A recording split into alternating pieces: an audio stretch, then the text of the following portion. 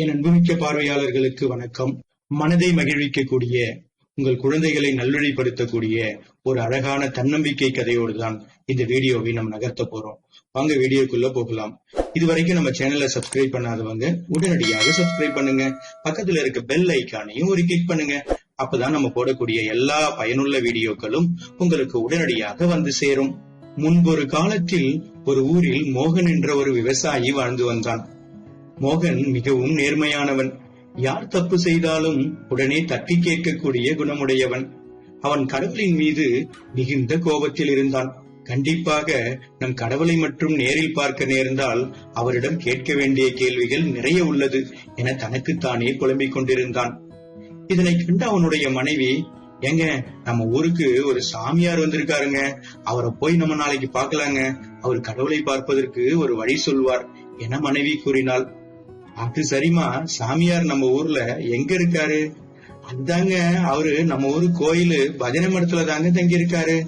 எல்லாரும் தினந்தோறும் போய் ஆசீர்வாதம் வாங்கிட்டு வராங்க. நாம நாளைக்கு கண்டிப்பா போவோங்க. உங்க குறையும் அவர்கிட்ட சொல்லுவோம், அவரு நிவர்த்தி பண்ணுவாரு என மனைவி கூறினாள். பொழுது விடிந்தது. கணவனும் மனைவியும் சாமியாரை பார்க்க பஜனை மடத்திற்கு சென்றனர். வாங்க வாங்க, என்ன வேணும் கேளுங்க, என்னால் முடிஞ்சா நான் கண்டிப்பா செஞ்சு வைக்கிறேன் என சாமியார் கூறினார். சாமி, நான் கடவுளை பார்க்க வேண்டும், ஏதாவது வழி இருந்தால் சொல்லுங்களேன். கண்டிப்பாக நான் கடவுள் கிட்ட நிறைய கேள்விகள் கேட்கணும் என்றான் மோகன். சரிப்பா, நீ அந்த அரச மரத்துக்கிட்ட போய் கடவுளே கடவுளே கடவுளே என்று 3 தடவை வேகமாக கூப்பிடு, கண்டிப்பாக கடவுள் வருவார் என கூறினார் சாமியார். மோகன் வேகமாக சென்று அரச மரத்துக்கு அடியில் நின்று சாமியார் சொன்ன மாதிரியே, கடவுளே கடவுளே கடவுளே, உன்னை பார்க்க வேண்டும் என வேகமாக கத்தினான்.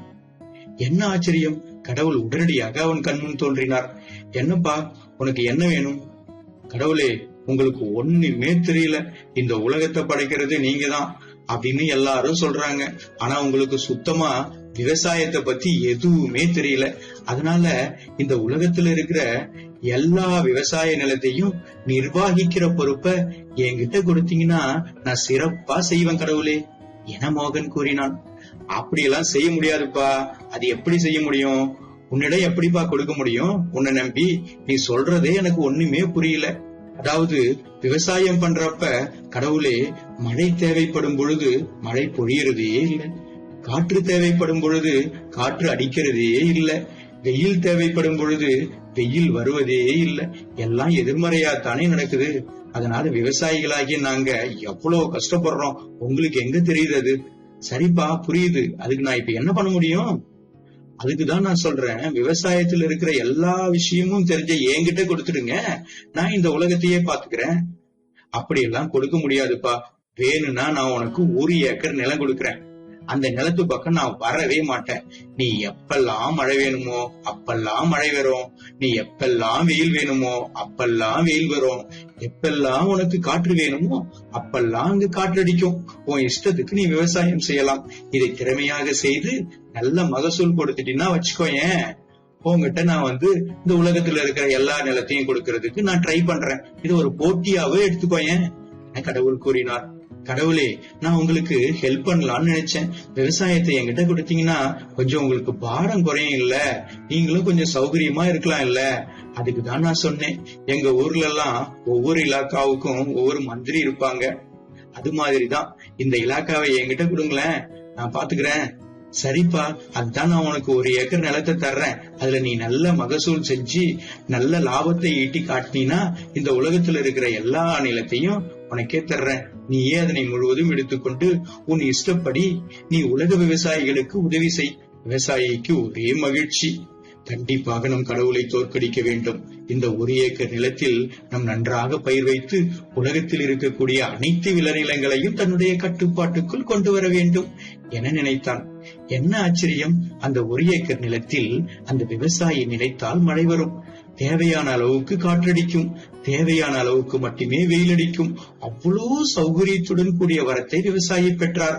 அந்த 1 ஏக்கர் நிலத்தை பயிரிடுவதற்கு தேவையான அனைத்து வேலைகளையும் செய்ய முற்பட்டார் விவசாயி. எப்பொழுது வேண்டுமானாலும் அந்த 1 ஏக்கர் இருக்கும் இடத்தில் மழை பொழியும், தேவையான அளவு வெயில் அடிக்கும், தேவையான அளவிற்கு காற்றடிக்கும்.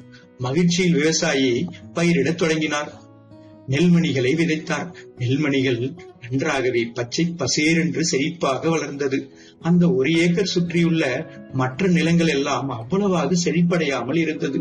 மற்ற விவசாயிகள் அனைவரும் மோகனிடத்தில் வந்து, உன்னுடைய பயிர்கள் மட்டும் எவ்வாறு இவ்வளவு செழிப்பாக உள்ளது மோகன் என கேட்கின்றனர். பொறுத்திருங்கள், விரைவில் என் நிலம் மாதிரியே இந்த உலகில் உள்ள அனைத்து நிலத்தையும் நான் மாற்றுவேன் என அவர்களிடத்தில் சொல்லாமல் சொன்னார் மோகன். பயிர்கள் நன்றாக வளர்ந்தன. கதிர்கள் விட்டது. பார்ப்பதற்கே அவ்வளவு பச்சை பசேல் என்று அழகாக இருந்தன. அந்த நெல்மணிகள் கம்பீரமாக காணப்பட்டன. ஆனால் அதனை சுற்றியுள்ள மற்ற நிலங்களில் உள்ள நெற்பயிர்கள் எல்லாம் சோர்ந்து போய் கிடந்தன. எலி கடித்து கிடந்தன.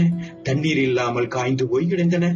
ஊரில் உள்ள அனைவரும் மோகனுடைய நிலத்தில் மட்டும் எவ்வாறு இப்படி நடக்கிறது என தெரியாமல் திகைத்தனர். 1 ஏக்கர் நிலத்தில் உள்ள அனைத்து கதிர்களும் கம்பீரமாக எழுந்து நின்றது. பார்ப்பதற்கு மிகவும் அழகாக இருந்தன. கதிர்களை அறுவடை செய்வதற்கு நேரம் வந்தது. ஆட்களை அழைக்கவும், கதிரடிக்கவும், நெல்மணிகளை குவியல் போடவும் திட்டமிட்டான் மோகன். அதற்கு முன்னால் தன்னுடைய வயலுக்கு சென்று ஒரு நெற்கதிரை கொய்து தன்னுடைய உள்ளங்கையில் வைத்து நன்றாக கசக்கினார். கம்பீரமாக பச்சை பசேல் என்று வளர்ந்த நெல்மணிகள் ஒவ்வொன்றும் ஒவ்வொரு அரிசியாக அவர் கையில் தவழும் என நினைத்து அவற்றை கசக்கி வாயால் ஊதினார். கையில் பார்த்தால் ஒரு நெல்மணிகள் கூட இல்லை. அனைத்தும் பதிர்களாக பறந்துவிட்டன. சரிவிடு, 1 ஏக்கர்ல 2 கதிர்கள் இப்படித்தானே இருக்க செய்யும் என நினைத்து மற்றொரு கதிரை கொய்து கையில் வைத்து கசக்கி வாயால் ஊதும் பொழுது அதுவும் பறந்துவிட்டது. அப்படியே ஒரு 20 கதிர்களை கொய்து இவ்வாறே செய்தார். அனைத்தும் பதிர்களாக பறந்துவிட்டன. மோகன் கடவுளின் மீது மிகுந்த கோபத்துடன், கடவுளே கடவுளே என வேகமாக கத்தினான். கடவுள் அவன் முன் தோன்றினார். என்ன மோகன், என்னாச்சு சொல்லுங்க. என்ன நீங்க ஏமாத்திட்டீங்க கடவுளே, என்னை ஏமாத்திட்டீங்க. இல்ல மோகன், நான் உன்னை ஏமாத்தல. நான் உன் பக்கமே வரல. உனக்கு நான் வரம் கொடுத்ததோடு சரி. இதுக்கு எனக்கும் எந்த சம்பந்தமும் இல்லை என கடவுள் கூறினார். இல்ல, நான் எங்க உங்களை ஜெயிச்சிருவோன்னு பயத்துல நீங்க என்ன ஏமாத்திட்டீங்க. இங்க பாருப்பா, நான் கடவுள். எனக்கு அந்த வேலையெல்லாம் தெரியாது. எனக்கு நல்லது மட்டும்தான் தெரியும். சரி விடு, உன் பக்கத்தில் இருக்கிற மத்த நிலத்தில இருந்து ஒரு கதிரை கொய்து கொண்டு வா என கூறியவுடன் மற்றொரு விவசாயி ஒரு கதிரை கொய்து கொண்டு வந்தார். கதிரை வாங்கிய கடவுள் தன் உள்ளங்கையில் வைத்து கசக்கினார். பின்பு ஊதினார். என்ன ஆச்சரியம்! இதில் உள்ள அனைத்து நெல்மணிகளும் அரிசியாக அவருடைய கையில் தவழ்ந்தது. கடவுள் பேசத் தொடங்கினார் மோகனிடம். மோகன், உங்களுடைய நிலத்தில் நீங்க எப்பெல்லாம் மழை வேணுமோ அப்பெல்லாம் மழை வந்துச்சு. எப்பெல்லாம் வெயில் வேணுமோ அப்பெல்லாம் வெயில் வந்துச்சு. எப்பெல்லாம் மிதமான காற்று வேண்டுமோ அப்பெல்லாம் காற்று அடிச்சிச்சு. ஆனால் பக்கத்துல அப்படி இல்லப்பா. இப்ப புரியுதா மோகன் உனக்கு? நீ உன்னுடைய பயிர்களை பார்த்து பார்த்து வளர்த்தாய். ஆனால் அனைத்தும் பதிர்களாக மாறியதே. தேவையில்லாமல் மழை பெய்யும் பொழுது அந்த தேவையற்ற மழை நீரில் இருந்து தன்னை எவ்வாறு காத்துக் கொள்வது என்பதை பயிர்கள் படிக்கின்றது. வெயில் அதிகமாக அடிக்கும் பொழுது ஒரு சிறு தண்ணீருக்காக தன்னுடைய வேர்களை அங்கும் இங்கும் அலசி முயற்சி மேற்கொண்டு தண்ணீரை தேடி வளர்கிறது. அதிகமான காற்றடிக்கும் பொழுது தன்னுடைய கதிர்களை காப்பதற்காக கம்பீரமாக அங்கும் இங்கும் அலைந்து நிலைநிறுத்துகிறது. இதையெல்லாம் பட்டறிவின் மூலமே பெற முடியும் மோகன். ஆனால் எந்தவித முயற்சியும் இல்லாமல் அனைத்து சலுகைகளையும் கொடுக்கப்பட்ட உன்னுடைய பயிர் பதிராக மட்டும்தான் மாறும். தன்னுடைய விடாமுயற்சியாலும் தன்னம்பிக்கையாலும் புதிய பாடங்களை கற்று அந்த பயிர்கள் அனைத்தும் செழிப்பாக வளர்ந்தது.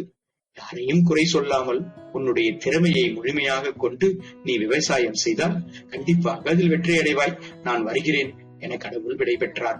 ஆம் குழந்தைகளை, பார்த்து பார்த்து வளர்க்கும் குழந்தைகள் நிச்சயமாக பதிர்களாகத்தான் மாறுவார்கள். அதனை தவிர்த்து உங்களுடைய சுய முயற்சியாலும் தன்னம்பிக்கையாலும் பலனை எதிர்பார்க்காமல் நீங்கள் கடினமாக உழைத்தால் நீங்கள் அனைத்திலும் வெற்றி பெறுவீர்கள். மீண்டும் ஒரு நல்ல வீடியோவில் சந்திக்கிறேன். நன்றி, வணக்கம். மறக்காம சர்ப்ரைஸ் பண்ணுங்க. தேங்க்யூ.